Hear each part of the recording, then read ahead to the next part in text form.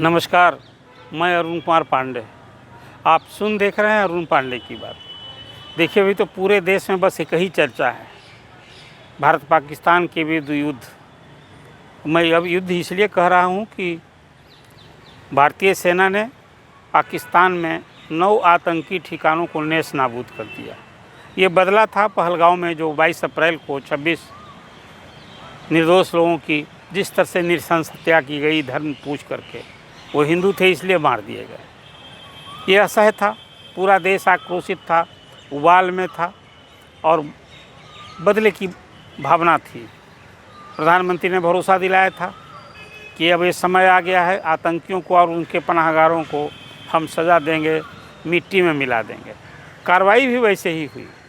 अब उसके रिटिलिएशन में, प्रतिशोध में कल पाकिस्तान ने भी बैठा नहीं, पाकिस्तान ने कल LOC पर 16 भारतीय नागरिकों को, सिविलियन को मौत के घाट शिकार बना दिया। गोली चलाई और 16 लोग मारे गए और फिर सैकड़ों की संख्या में घायल भी हुए हैं।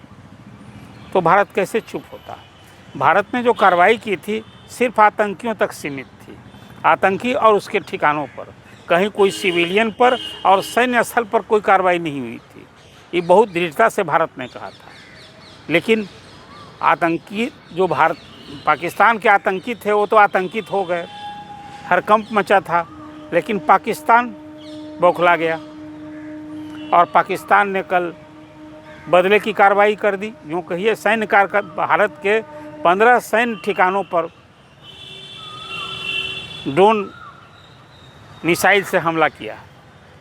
ये भारतीय सेना ने इसको तेज कर दिया, निष्काम कर दिया और आज भारत की ओर से उसी ढंग से हमला हुआ। दर्जनों ठिकानों पर उसी तरह से ड्रोन और मिसाइल हमले हुए। उसमें दहल उठा है पाकिस्तान, अब कांप रहा है पाकिस्तान, अब उसे कोई राह भी नहीं सूझ रही है। लेकिन भारत तो अब पूरी तरह से तैयार है ईंट का जवाब पत्थर से देने के लिए।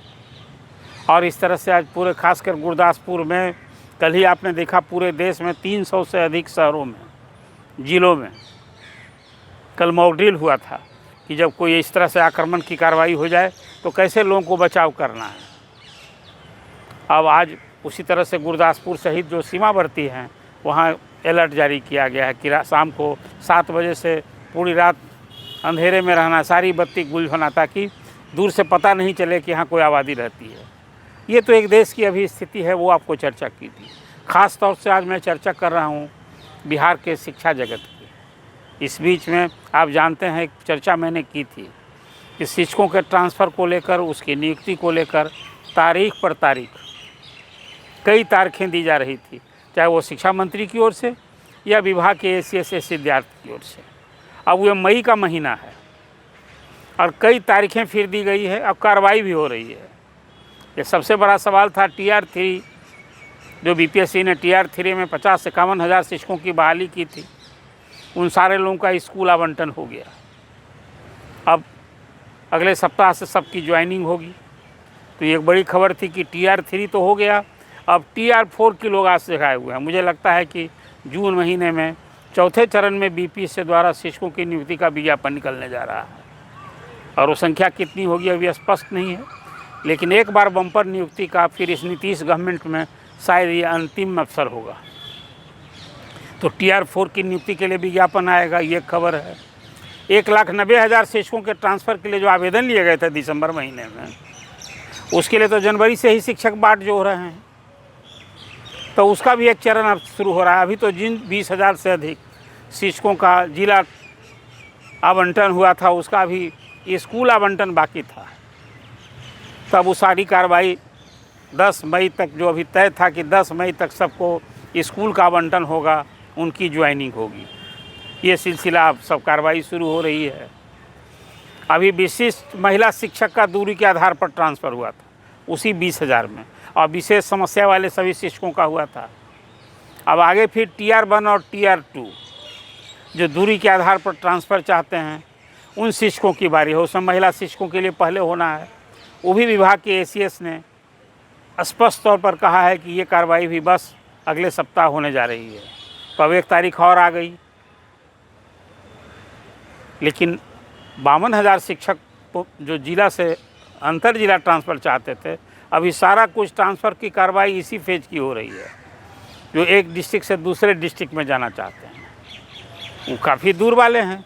कोई किशनगंज वाला भभुआ जाना चाहता है, अरवल वाला कहीं जाना चाहता है, जो खासकर यूपी के लोग रहने वाले हैं। TR1 और TR2 में जो बहाली हुई थी उसमें तो बाहरी भी है ना 25,000, तो जो बिहार के बाहर के हैं वो नेबरिंग डिस्ट्रिक्ट में चाहते हैं, या फिर शहर के स्कूल छोड़कर गांव में आना चाहते हैं। लेकिन अब स्कूल में जिस ढंग से शिक्षक के पद खाली होंगे, विषय होगा, तभी ट्रांसफ़र होगा। इस बीच में एक आठ बाट जो हो रहे हैं लोग, 35,000 से अधिक जो हेड टीचर बहाल हुए हैं, प्रधान शिक्षक, और उसी तरह से 6,000 हेड मास्टर, उन लोगों की अभी पोस्टिंग का इंतज़ार हो रहा है। सबों से 3-3 ब्लॉक ले लिया, उनका भी स्कूल आवंटन होना है। एक हाई कोर्ट में केस कर दिया था इन्हीं लोगों के बीच के लोगों ने, तो मामला रुक गया है। लेकिन मुझे लगता है कि इसी महीने 15 तारीख के बाद कभी भी इन सारे हेड टीचर का और स्कूल के 6,000 टीचर की पोस्टिंग होने जा रही है। जब ये पोस्टिंग हो जाएगी 41,000 का, 35,000 हेड टीचर और 6,000 हेड मास्टर, तो इतने स्कूल में शिक्षकों के ही पद खाली हो जाएंगे। तो जो ट्रांसफ़र की चाहत रखने वाले शिक्षक हैं, चाहे वो नियमित शिक्षक हो, चाहे BPSC शिक्षक हो, या नियोजित से विशिष्ट शिक्षक बन गए हों, उन लोगों के एक अवसर मिलेगा। लेकिन अब सबसे बड़ा सवाल है कि जिला के अंदर जो ट्रांसफ़र चाहते हैं, शायद उनका ट्रांसफ़र होगा कि नहीं होगा। अभी भी यही लाख टके का अब सवाल बचा है। मुझे लगता है जो विभाग के ACS सिद्धार्थ का अप्रोच है, वो सबसे पहले जो अंतर जिला ट्रांसफ़र है वो संख्या पूरा देना चाहते हैं, और तभी फिर जिला के अंदर वाला ट्रांसफ़र होगा। इस बीच में शिक्षकों के पद कहाँ खाली होंगे, कहाँ खाली मिलेंगे? बहुत सारे लोगों ने जो 3-3 ऑप्शन दिया है, ये 10-10 ऑप्शन दिया था ट्रांसफ़र के लिए, तो उनके लिए वो कहीं पद खाली होना, उस विषयवार शिक्षक, यही सबसे बड़ी कठिनाई। इस बीच पटना ज़िला के लिए जिन लोगों ने ट्रांसफ़र की चाहत रखी थी, 6,000 पद 6,000 शिक्षकों के लिए हो गया था कि पटना ज़िला में पोस्टिंग होगी, लेकिन उनके लिए अभी ज़िला मिल गया था, पोस्टिंग का इंतज़ार कर रहे थे, उनको एवेंस में रख दिया गया था। उसमें भी 2,000 से अधिक शिक्षकों का स्कूल आवंटन हो गया है। अब वो सब कुछ हो रहा है कंप्यूटर से ना, इसमें शिक्षक का नाम नहीं, कोडिंग के आधार पर हो रहा है, ताकि भ्रष्टाचार नहीं हो, ट्रांसफ़र में लेन देन की, पोस्टिंग की शिकायत ना आए। इस बारे में ACS सिद्धार्थ बहुत ही पहले से सचेत हैं। खासकर बेतिया के DO के यहाँ जब से रेड पड़ा, 2 करोड़ से अधिक, 3 करोड़ से अधिक नगद और क्या क्या नहीं मिला, तब से हुआ कि भाई शिक्षा विभाग में भ्रष्टाचार का जो आलम है, आज सब कुछ DO पर देंगे तब तो गड़बड़ हो जाएगा। इसलिए इसको ध्यान में रखते हुए कि ट्रांसफ़र पोस्टिंग में शिक्षकों को कहीं लेन देन न करना पड़े, ऐसे शिक्षकों को कहा भी गया है कि भाई आप सचिवालय और निदेशालय का दौर मत लगाइए, आप वेट कीजिए, सब कुछ आपको इस शिक्षा जो कोर्स पोर्टल है उसी से सब जानकारी मिल जाएगी।